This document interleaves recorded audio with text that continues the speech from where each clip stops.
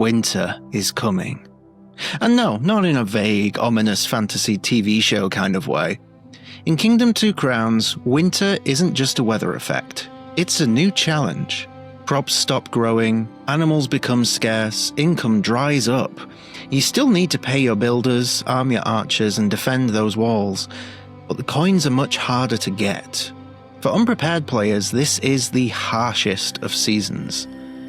Your peasants starve, your defenses weaken, and suddenly you're running from the greed with nothing but a few coins and a vulnerable crown. But it doesn't have to be like that. This is the reign of Kingdom 2 Crowns.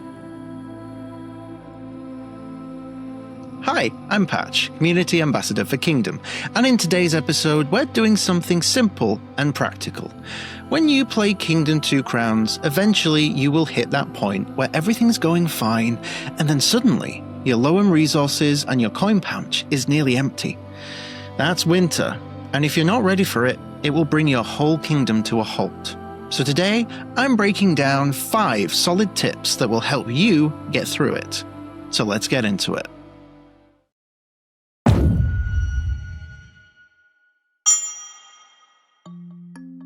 In Kingdom 2 Crowns, winter drifts in gradually through the slow transformation of the world around you.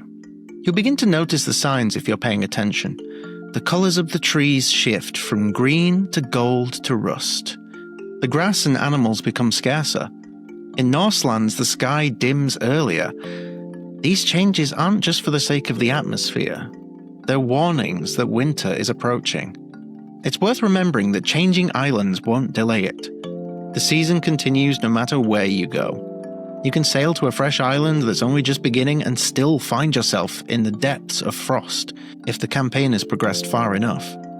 And while winter arrives at roughly the same time in most campaigns, the experience can vary. In Norselands, winters tend to be longer and more punishing, whilst in Call of Olympus, they can arrive a little later and thaw a little faster. So learn to read the world. Watch the trees, watch the skies. When the colors start to fade, it's time to prepare. Because once the frost sets in, even a single unplanned day can mean the difference between survival and defeat.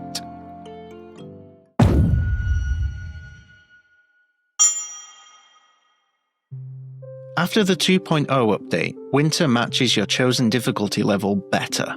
But despite that, it slows down your income significantly. So what do you do when your usual income dries up?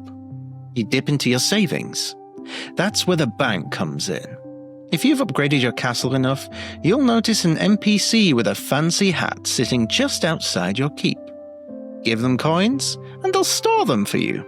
Later, when your pouch is empty, they'll return those coins back to you, with added interest included. The more you invest, the more you'll get back, and it's one of the few reliable ways to survive multiple winter days without collapsing. Here's the trick. Start banking before winter hits. Don't wait until you're desperate. Dump in any coins you're not actively using. That stash can mean the difference between rebuilding a wall and losing half of your kingdom.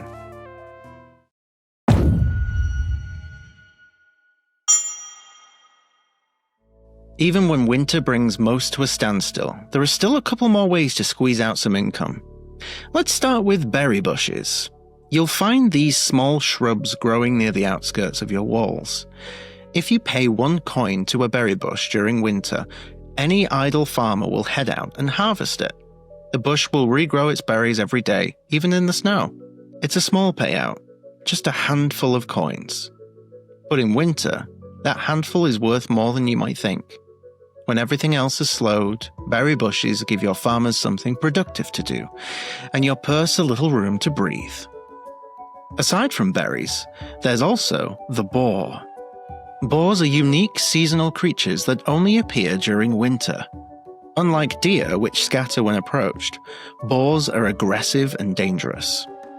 The first sign of a boar will be a group of baby boars around a bush. If you stand nearby for too long, though, the boar will jump out from behind the bush and give chase.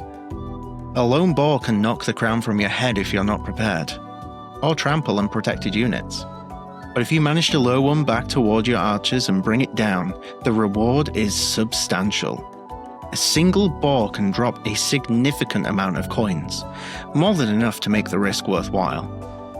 That said, there is a catch. Boars are limited. Only one will appear each winter on a given island, and once it's gone, that's it. You don't get a steady supply.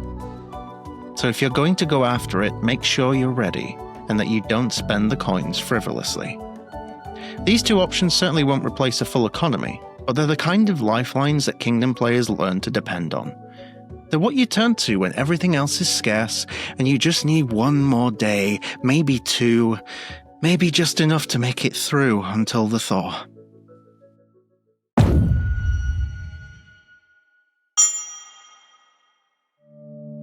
When your regular income sources become scarce in winter, your kingdom still needs a way to generate coins, and fast. That's where pikemen and ninjas come in.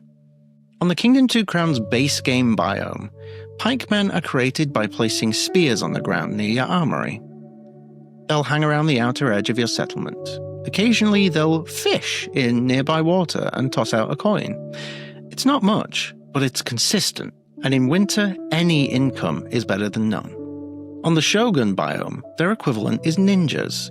Ninjas are more mobile, darting out from your walls and attacking enemies with stealth. They can also fish, just like pikemen. So building up a decent number of pikemen or ninjas can be a huge help during winter. Just don't expect them to carry your entire economy. Their income is supplementary, not a replacement for farms or hunting. But in winter, that trickle of coins might help you hold your kingdom together. If you're playing the Call of Olympus expansion, the standard winter triggers still apply, but some monarchs claim that specific islands and divine quests can alter how harsh or how long winter is. For example, one island may feel like winter never ends until you complete the challenge, so it's still wise to prepare just like in the base campaign, but also pay attention to any unique mechanics or quests that the expansion introduces.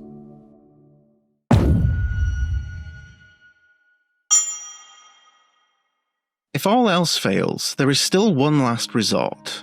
You can jump on the boat and sail back to the first or second island. Why? Because these islands are the safest. Fewer portals mean fewer greed attacks, and the smaller layout makes it easier to defend with a minimal crew.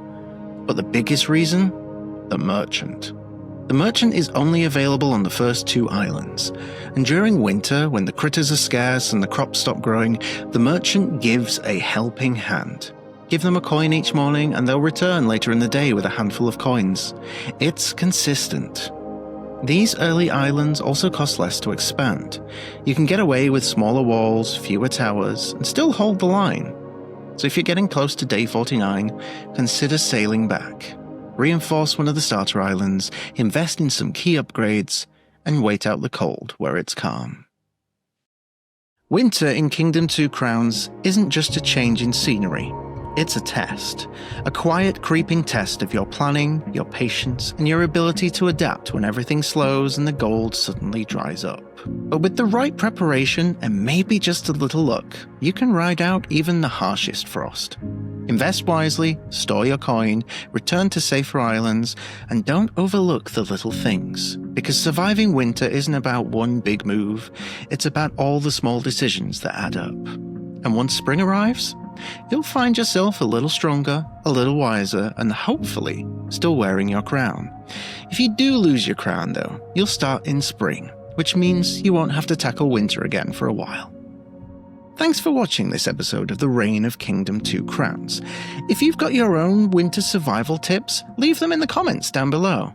And of course, if you want to keep up to date on all things Kingdom, be sure to follow us on social media and subscribe right here on YouTube. Thanks again, and as always, till next time, Monarchs.